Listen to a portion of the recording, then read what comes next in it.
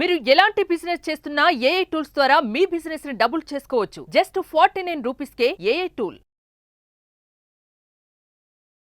నమస్తే, welcome to Suman TV. ప్రస్తుతం మనతో పాటు ఉన్నారు ఫ్యామిలీ కౌన్సిలర్ రజనీ రామ గారు. నమస్తే మ్యామ్. నమస్తే నవీన. మ్యామ్, మేనరికం పెళ్ళిళ్ళు అంటారు కదా, అంటే ఆ పెళ్ళిళ్ళు చేసుకోవడం వల్ల సమస్యలు వస్తున్నాయని కొన్ని ఆర్టికల్స్ అయితే వస్తున్నాయి. అంటే సైన్స్ ఏం చెప్తుంది మేనరికం పెళ్ళిళ్ళు చేసుకోవడం వల్ల వచ్చే ప్రాబ్లమ్స్ ఏంటి? బెనిఫిట్స్ కూడా ఉంటాయి కదా, ప్రాబ్లమ్స్ ఉంటే బెనిఫిట్స్ కూడా ఉంటాయి. సైన్స్ ఏం చెప్తుంది అసలు? అంటే సైన్స్ ఎప్పుడు వద్దనే చెప్తుంది. అయితే మన వాళ్ళని చెప్పలేము, మన దేశంలోనే కాదు, కొన్ని పాకిస్తాన్ కానీ అట్లాంటి కంట్రీస్ తీసుకుంటే అక్కడ కూడా 60% ప్లస్ ఉన్నారు ఇలాంటి మ్యారేజెస్ రిలేషన్లో వాళ్ళు చేసుకుంటూ ఉంటారు. అది మన ఇండియాలో తీసుకుంటే సదరన్ ఇండియాలో, సౌత్ ఇండియాలో ఎక్కువ కనిపిస్తాయి. మన ఆంధ్రప్రదేశ్కి వెళ్దామంటే ఇంకా బాగా ఎక్కువ కనిపిస్తాయి. ఆ ఆంధ్రప్రదేశ్లో కూడా ఇంకా మనం ఈస్ట్ సైడ్కి వెళ్ళామంటే విశాఖపట్నం, శ్రీకాకుళం అటు సైడ్ అట్లా వెళ్ళే కొద్దీ ఇంకా బాగా ఎక్కువ కనిపిస్తాయి. ఒక 1000 మెంబర్స్ ఒక ఫంక్షన్ ఉందనుకోండి, వాళ్ళందరూ రక్త సంబంధికులే ఉంటారు. బయట వాళ్ళని ఇంకెవరిని పిలవరు, వాళ్ళు స్కోప్ కూడా లేదు. 1000 మంది వాళ్ళే అయ్యారు. భోజనాలు పెట్టి వాళ్ళకి అకామిడేషన్ ఇచ్చి మర్యాదలు చేయడానికి వాళ్ళకి అప్పటికే చుక్కలు కనిపిస్తాయి. ఇంకా బయట వాళ్ళని పిలవటానికి అవసరమే లేదు.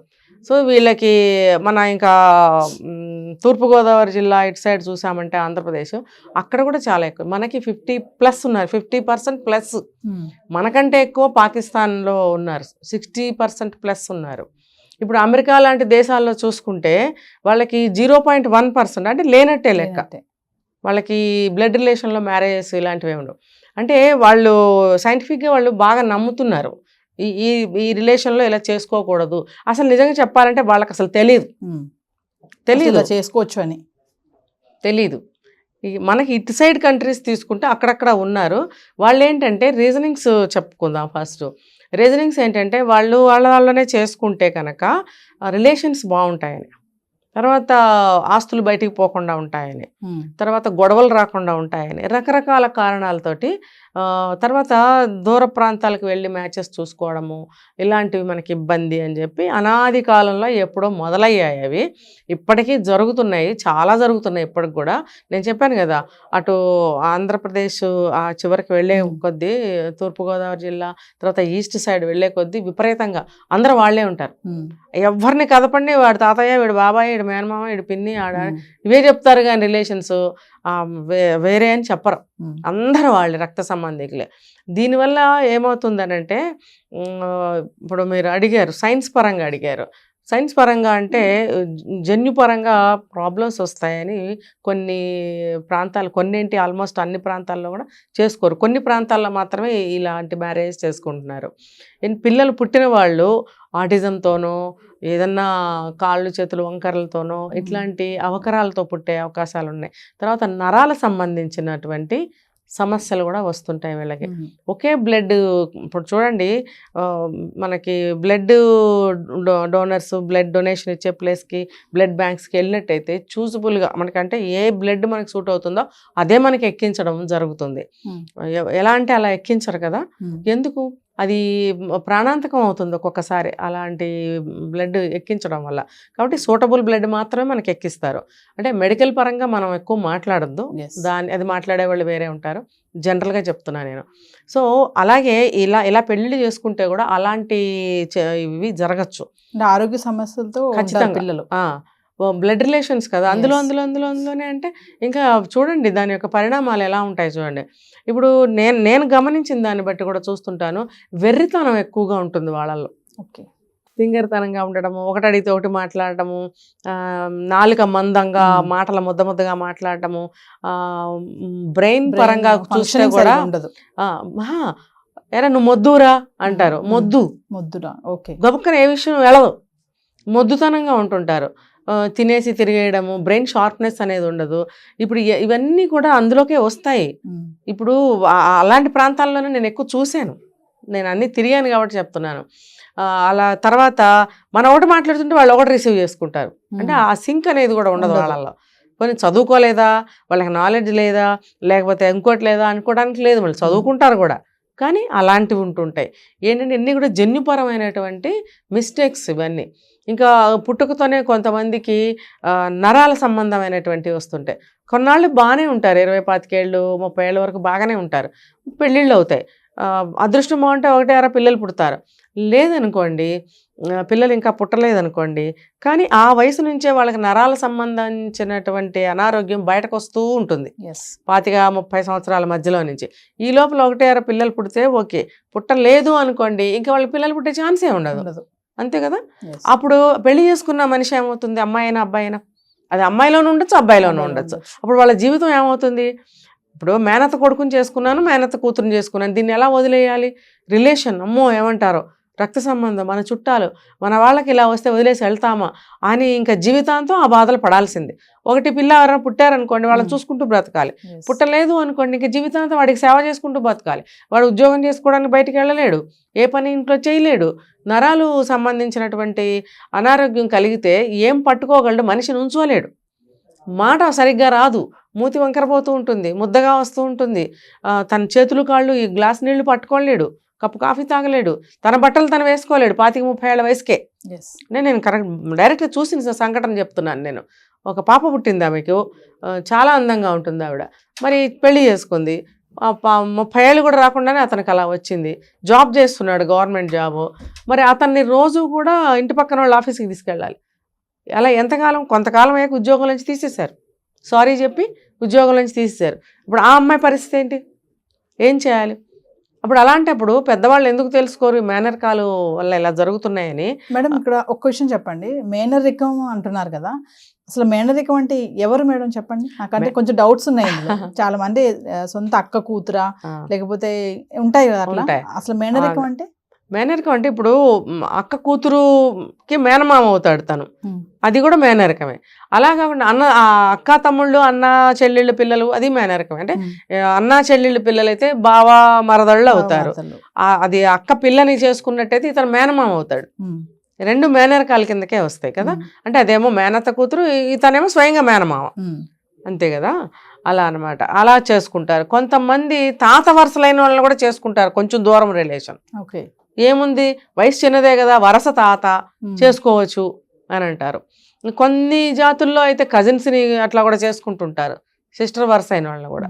అది డైరెక్ట్ మేనరికం అంటే మేడం ఇక్కడ ఇప్పుడు డైరెక్ట్ గా అన్నారు సమస్యలు వస్తాయని చెప్తున్నారు కదా పిల్లలకు, అలా వస్తాయంటే డైరెక్ట్ మేనరికం అంటే ఎవరిని చేసుకుంటే? మేనమామ అక్క కూతుర్ని, అదే తను అక్క కూతుర్ని చేసుకుంటే తను మేనమామ అవుతాడు. ఓకే, ఇప్పుడు మేనత్త మేనమామ పిల్లల్ని చేసుకుని సేమ్ అవుతుంది, అది డిఫరెన్స్ ఏం లేదు. మేనమామ అంటే ఇంకా చెప్పుకోవాలంటే మీరు అడిగినందుకు చెప్పాలంటే దగ్గర, ఇంకా డైరెక్ట్ అంతే కదా. తను మేనమామ కూతురుని చేసుకోవడం వేరు, మేనమామే చేసుకోవడం. అదే నాకు అదే మేడం ఆ డౌట్ ఒకటి వచ్చింది. ఇప్పుడు అలా చేసుకున్నారు డైరెక్ట్ గా చేసుకుంటే మేనమామే, ఆ వైఫ్ అండ్ హస్బెండ్ రిలేషన్ ఎలా ఉంటుంది మేడం, ఆ బాండింగ్ ఎలా ఉంటుంది? బాగుంటుంది అని చేస్తారు పెళ్లి. అది ఇష్టమయ్యి చేసుకోవచ్చు, ఇష్టం లేక చేసుకోకపోవచ్చు. ఎందుకంటే ఆ అమ్మాయి చదువుకోకపోవచ్చు, అందంగా లేకపోవచ్చు, లేకపోతే మొద్దుతనంగా ఉండొచ్చు, లేకపోతే ఈ సైన్స్ పరంగా మంచిది కాదు అని కావచ్చు. ఏ రీజన్ అయినా ఇష్టం లేకుండా పెళ్లి చేసుకున్నట్టయితే, ఇష్టం ఉంటే ఓకే, ఇష్టం లేకుండా చేసుకున్నట్టయితే ఆ కాపురం సజావుగా సాగదు. ఒకవేళ 1-6 పిల్లలు మంచిగా పుట్టచ్చు, ఒక పాప బాగా పుట్టచ్చు, ఒక పాప బాగా పుట్టకపోవచ్చు. అతనికి బాధే కదా, ఫుల్ లైఫ్ అంతా బాధే.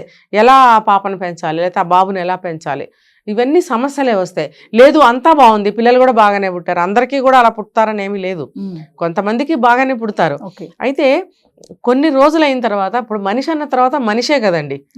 ఇప్పుడు లవ్ మ్యారేజ్ చేసుకుని ఎవరో బయట వేరే కులం అబ్బాయి, వేరే స్టేట్ అబ్బాయి, ఏ అబ్బాయిని చేసుకున్నా పెళ్ళే, అంతే కదా. ఈ మేనమ్మ కూతురుని చేసుకున్నా, బయట సంబంధం చేసుకున్నా పెళ్ళే. ఇప్పుడు కోపాలు రావచ్చు, అయిష్టత రావచ్చు, అభిప్రాయ భేదాలు రావచ్చు, ఎవరికైనా రావచ్చు. మేనమామ బావ అయినంత మాత్రం అభిప్రాయ భేదాలు రావని ఎక్కడన్నా ఉందా? మనుషులే కదా, మనిషికి మనిషి పడటం లేని రోజులు ఇవి. అలాంటప్పుడు మేనమామ అయినంత మాత్రాన్ని ఇతనేం భరించడు, బావ అయినంత మాత్రాన్ని ఏం భరించడు. మేనమామ అయితే కూడా వయసు చిన్నదే కాబట్టి అతను ఆ వయసుకి తగ్గట్టే ఆలోచిస్తాడు. కానీ నేను మేనమామని, నాకు ఎంత బాధ్యత ఉంది అనేది ఎంతమంది ఆలోచిస్తారు? ఏమన్నా ఒకళ్ళిద్దరు ఉంటారేమో, నాకు తెలియదు. ఇప్పుడు అక్క కూతుర్ని చేసుకుని ఏదో ఇవ్వలేదని చెప్పి అక్కనే బావని చంపేశాడు ఒక అబ్బాయి, ఒక 7-8 ఏళ్ల క్రితం, సొంత అక్క. మరి వస్తున్నాయో రావట్లేదు సమస్యలు. ఇప్పుడు బయట వాళ్ళని చేసుకుంటేనే వస్తున్నాయా, అయిన వాళ్ళలో చేసుకున్నా వస్తున్నాయి. ఇంకోటి వాళ్ళు ఏం చేస్తారంటే ఫ్యామిలీ రిలేషన్స్ బాగుంటాయి, అందరం మనమే కాబట్టి ఎటువంటి గొడవలు వచ్చినా అభిప్రాయ భేదాలు వచ్చినా సర్దుకుపోతాయి అన్న భావంతో పాతకాలంలో ఈ కమ్యూనికేషన్స్, ఈ కన్వేయన్సెస్ ఇవేమీ లేని రోజుల్లో సంబంధాలు ఎక్కడెక్కడికో వెళ్ళి వెతకలేక అలా చేసుకునేవారు. ఇప్పుడు ఆ పరిస్థితి లేదు. అన్ని లవ్ మ్యారేజ్ వచ్చేసాయి, అన్ని దగ్గర వచ్చేసాయి, కన్వెన్సెస్ అన్ని బాగున్నాయి కాబట్టి చేసుకోవచ్చు. ఇప్పుడు మేనరికాలు చేసుకోవాల్సిన అవసరం ఏంటి? ఏమీ లేదు. లేనప్పుడు ఎందుకు చేసుకుంటున్నారు? అదొక ఆచారం అయిపోయింది. ఆచారం అంటే దగ్గర మన అమ్మాయిని దగ్గర ఇస్తున్నాం కదా, సమస్యలు రావు. ఆ అభిప్రాయం ఇంకా పోలేదు. అదే ఇందాక మనం చెప్పుకున్నాం కదా, నాటుతనం, మూఢనమ్మకాలు ఇవన్నీ ఇందులోకే వస్తాయి. ఇది కూడా అందులోకే వస్తుంది. అంటే ఏది నమ్మారో అదే నమ్ముతారు ఎన్ని తరాలైనా. మళ్ళీ కొత్తగా ఫోన్ వచ్చిందంటే దానికి అలవాటు పడతారు, కానీ ఇలాంటివి మాత్రం అలవాటు పడరు. అది మారాలి అనమాట. ఎందుకంటే మన భవిష్యత్తు, పిల్లల ఆరోగ్యాలు, జీవితాలు, రిలేషన్స్ అన్నీ బాగుండాలని కోరుకోవాలి. బాగుండాలి అని చెప్పి ఇలాంటి పెళ్ళిళ్ళు చేయటం వల్ల అవేమీ రాకుండా ఏమి ఉండట్లేదు సమస్యలు. పిల్లలకి జన్యుపరమైన ఇవి వస్తున్నాయి కంప్లైంట్స్, భార్యాభర్తల మధ్యన అభిప్రాయ భేదాలు వస్తున్నాయి, విడాకులు కూడా అవుతున్నాయి. ఇప్పుడు మొన్న ఒక 6 నెలల క్రితం ఒక కేసు వచ్చింది నాకు. సొంత దగ్గర మేనమామ కూతుర్నే పెళ్లి చేసుకుని పాప పుట్టింది, ఆ అమ్మాయిని అక్కడే వదిలేశాడు, వీడు వెళ్ళిపోయాడు. ఇప్పుడు వాళ్ళు కలవాలి ఎలాగా? వాడు నాకు వద్దంటాడు. ఏ రీజన్తో వద్దన్నాడు ఏమో. ఇప్పుడు ఏ పురుగైనా పుట్టచ్చు. మేనమామ కూతురైనంత మాత్రాన ఆవిడతోనే నాకు జీవితము, లేకపోతే ఆవిడే మంచిది, లేకపోతే ఇదే కరెక్టు అనేమి ఉండదు. మనుషులందరికీ అభిప్రాయాలు ఒకేలా ఉంటాయి. ఏదో ఆ పరిస్థితుల్లో చేసుకున్నాను, నాకు ఇప్పుడు ఇష్టం లేదంటాడు. నువ్వేం చేస్తావు అని అంటాడు. నిజమే, ఏం చేస్తాం? వాడు మనసు మారిపోయింది. అప్పుడు ఓకేలే అన్నారు కదా, ఒప్పేసుకున్నాం. కానీ రోజులు గడిచే కొద్దీ అందులో ఉన్న డిఫెక్ట్స్, అందులో ఉన్నటువంటి సాధక బాధగా అతనికి అర్థమవుతూ ఉంటాయి. ఇప్పుడు ఫర్ ఎగ్జాంపుల్ ఆమె డిమాండ్ చేయొచ్చు, కమాండ్ చేయొచ్చు, గారం పోవచ్చు, గొడవలు పడవచ్చు, మన బావే కదా అని. అది ఎవరు భరిస్తారు? ఒక మనిషిగా బావైనంత మాత్రాన్ని భరించాలా? మనిషే కదా. ఏదో ఇలాంటి రీజనింగ్స్ అనేకం ఉంటాయి. కాబట్టి రిలేషన్స్ కూడా బాగుంటాయి అని అనుకోవటం అనేది అంత కరెక్ట్ కాదు. వాళ్ళల్లో విడాకులు అవుతున్నాయి, ఆస్తి పోరాటాలు జరుగుతున్నాయి, సొంత అక్కనే చంపేస్తున్నారు, బావని చంపేస్తున్నారు, మరి మామూలు విషయాల్లోనూ జరుగుతున్నాయి, ఇలాంటి వాటిల్లోనూ జరుగుతున్నాయి. మరి ఏమన్నా తేడా ఉందా? అలాంటప్పుడు మేనరికాలు ఎందుకు చేయాలి? పిల్లల జీవితాలు ఎందుకు పాడు చేయాలని నేను అడుగుతున్నా. కాబట్టి ఆ సైన్స్ మారింది, టెక్నాలజీ మారింది, పిల్లల అభిప్రాయాలు మారాయి. వాళ్ళు కూడా బయటకు వచ్చి తనకి ఇష్టమైన అబ్బాయిని చేసుకోవాలనుకుంటారు. కాబట్టి వాళ్ళు కూడా మారాలి. వాళ్ళ ఆస్తులు బయటికి పోకూడదనే అభిప్రాయంతో కూడా పెళ్ళిళ్ళు చేస్తున్నారు. ఆస్తులు అంటే ఈ రోజుల్లో కట్నాలు, కానుకలు, ఆస్తులు పెద్ద ప్రయారిటీ ఎంతమంది ఇస్తున్నారు? ఇప్పుడున్న ప్రజెంట్ జనరేషన్ ఏంటంటే ₹1,00,000 సంపాదించుకో, 2 లక్షలు సంపాదించుకో, వాళ్ళ అవసరాలకి. వాళ్ళు ఎక్కడ ప్రాపర్టీస్ సంపాదిస్తున్నారు మీరు చెప్పండి? మహా అయితే ఈఎంఐలు కట్టుకుంటూ ఒక అపార్ట్మెంట్ తీసుకుంటున్నారేమో, ఒక కారు కొంటున్నారేమో. ఫర్దర్గా ఏ ఆస్తి డెవలప్మెంట్ చేసుకుంటున్నారు? నేనైతే ఎక్కడ చూడలేదు. ఒక ఇల్లు, కారు ఉంటే ఎనఫ్. నీడ్స్, అవి నీడ్స్ కాబట్టి పర్మనెంట్గా ఉంటే మనకి కష్టం లేకుండా ఉంటుంది కాబట్టి ఆ 2 అరేంజ్ చేసుకుంటున్నారు విత్ ఈఎంఐ లోన్. సో ఇంకా ఫర్దర్గా ఏ ఆస్తి వాళ్ళు డెవలప్మెంట్ చేయరు, అవసరం లేదు, చేసే ఉద్దేశం వాళ్ళకి ఉండదు. సర్వే కూడా మనం తెలుసుకోవచ్చు. పాతకాలంలో వాళ్ళు ఆస్తులు పిచ్చి, గంజి దాగి, చారన్నాలు తిని, పచ్చళ్ళు తిని ఆస్తులు కూడబెడితే ఇప్పుడు వాళ్ళకి అవన్నీ ట్రాష్ పట్టదు, అన్నీ మారిపోయాయి. మాకు ఇప్పుడు అవెందుకు? మా లైఫ్ మాకు హ్యాపీగా ఉండాలి, మేము ఎంజాయ్ చేయాలి. ఇంత కష్టపడి, ఇంత చదువుకుని మేము ఇంకా పొదుపులు చేయాలా, ఇంకా కష్టాలు పడాలా, ఇంకా ఆ చట్రంలో నుంచి మేము బయటకు రామా అనే అభిప్రాయంలో ఇప్పుడు ఉన్నారంటే దట్ మీన్స్ స్వేచ్ఛగా ఉండాలని వాళ్ళు కోరుకుంటున్నప్పుడు మీరు బిగించడం అవసరమా? ఎటు చూసుకున్నా, ఎలా చూసుకున్నా మేనరికాల్ is not correct. Thank you.